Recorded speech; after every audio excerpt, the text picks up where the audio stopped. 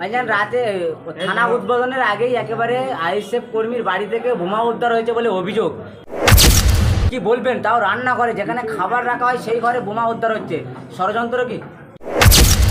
এই ধরনের নাটক আমরা পার করে দিয়েছি। ঠিক 2021-এ ভোটের সময় আমরা দেখেছিলাম লাইভ করে গিয়ে চালের বস্তা থেকে বোম বার করছে। আজকের ডেটে এত বোকা মানুষ আছে বলে আমার বিশ্বাস হয় না। কেউ রান্না চালায় বোম রাখবে? একটা বড় ষড়যন্ত্র চলছে।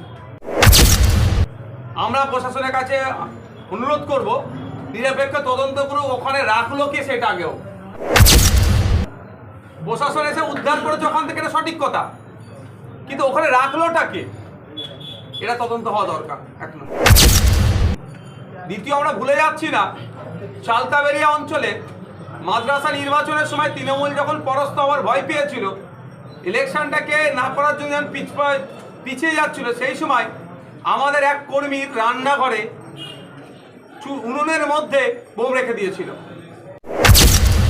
যখন রান্না করতে গিয়েছিল ওই কর্মীর মা, তখন বোমের আঘাত পেয়েছিল, পরিবারের লোকজন গিয়েছিল, সেখানেও আমাদের নামে দোষ দিচ্ছিল নাকি আমাদের ছেলে রান্নার চালায় উনুনের মধ্যে বোম রাখবে।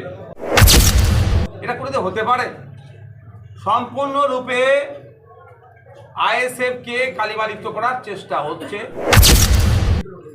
আমরা আমাদের অ্যাঙ্গেল থেকে আরও বেশি বেশি করে জাজ করছি, কারণ আমরা সমাজ ব্যবস্থা পরিবর্তনের রাজনীতির কথা বলি। এই হিংসাত্মক রাজনীতিকে আমরা কোনোভাবেই প্রশ্রয় দেব না।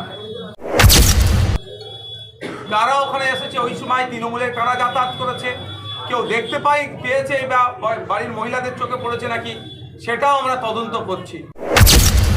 অন্ধকারে এসে দেখে ওটা করেছে, তো ছেলেগুলো ইফতার করতে গিয়েছিল, ইফতার করার সময় ওখানে তাদের উপরে এই অন্যায় কাজ হচ্ছে। এটা কোনোভাবেই মানবো না, এটা বন্ধ করতে হবে।